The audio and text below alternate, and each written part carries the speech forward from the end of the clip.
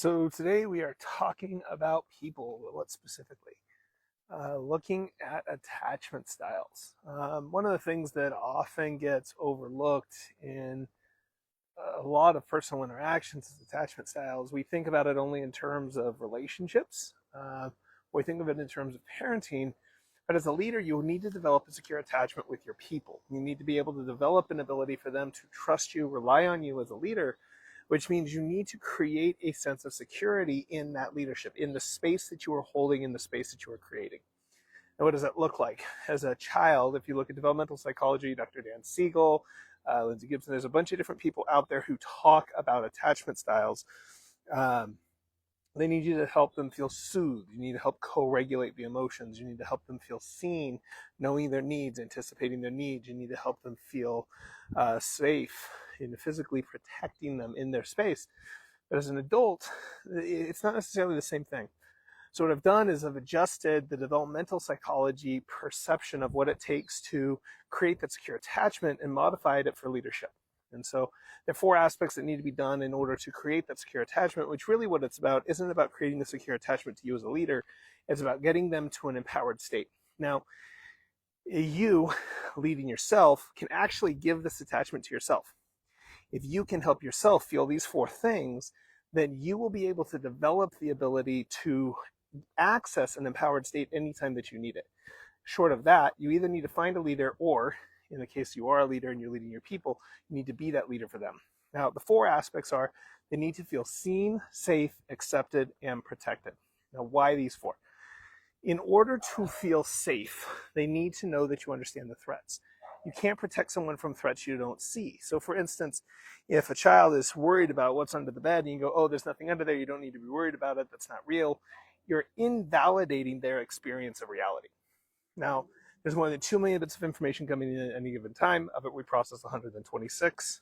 It's a book, Flow by Mihaly Csikszentmihalyi, if you want to look that up. Technically, it's not 126. It's 7 plus or minus 2 at 1/16th of a refresh rate, 1/16th of a second refresh rate. Anyway, technical shit. Anyway, so the idea is that everybody has their own reality, and reality is a fact. The reality is real to them.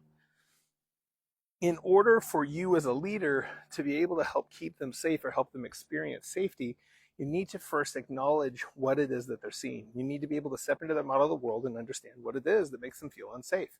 And acknowledge that, respect that, create that. Not create the thing that makes them feel unsafe, but create that sense of, I see it too. I understand where you're coming from. From that perspective, in order to help them truly feel seen, you need to be able to step into their model of the world, understand what develops them, how do they think. That's why a lot of the people that I work with, they're using assessments like the DISC assessment or the Vital Spark assessment, one of the assessments to help them understand their people better. Once you help them feel seen, you help them feel safe by bringing them back to the present moment. In the present moment, there is no threats. But until you fully recognize where they're in, you can't help them bring them back in the present moment. In the present moment, when you're working with them or guiding them, they need to know that they're accepted by you. They just opened up. They shared vulnerably. They're sharing everything that they've got going on. And so in that share, they're looking for a sense of acceptance that they're okay in your world, that you're not judging them, that you are there with them to support them, that they can trust you to be an ally.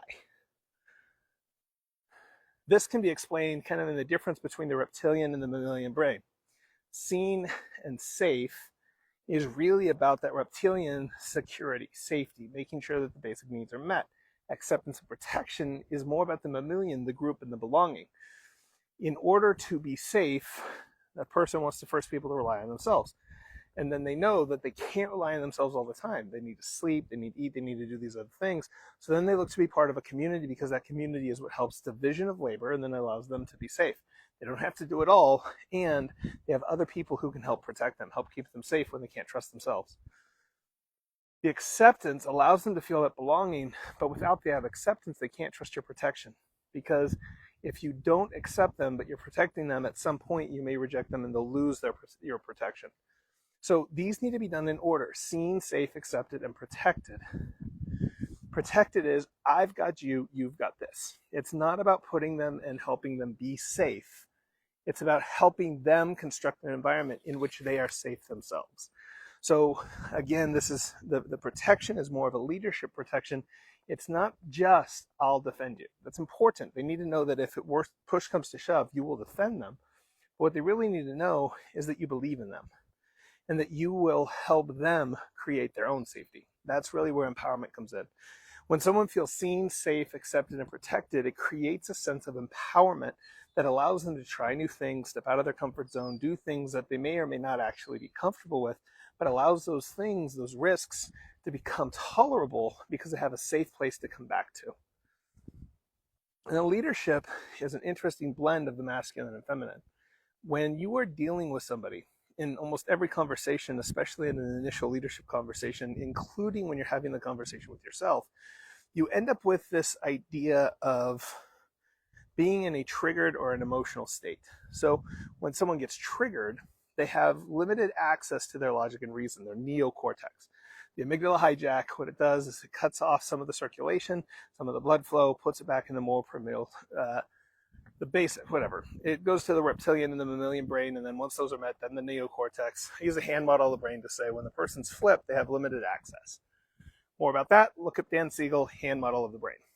Anyway, the reason why that's important is because before you can actually lead someone, now if you're a feminine leader, be a feminine leader. If you're a masculine leader, be a masculine leader, and attract the people that are going to follow you naturally, or learn to adapt so you can do both. But when you're getting somebody into a regulated state, it takes a harmonious balance, a harmonized aspect of the masculine and feminine. Seen and accepted are gifts of the feminine. Safe and protected are gifts of the masculine. Being able to understand where the person is in their current state, what they need, and what energies they need is vitally important to be able to provide the necessary adjustments to create regulation, to be able to co-regulate with the person that's following you, and then be able to guide them out of that into an empowered state. Once they're in an empowered state, then step into your natural leadership style and run. So I just wanted to take a few minutes. I wanted to share a little bit about attachment styles, leadership, understanding the basics of seen, safe, accepted, and protected, and then being able to utilize that to create an empowered state, harmonizing the masculine and feminine, and then giving guidance and direction to help your people create a space in which they thrive. I hope you have a wonderful day. Remember, reality isn't fact. Reality isn't real. Reality is what you make it. Make it a great day. Bye for now, guys.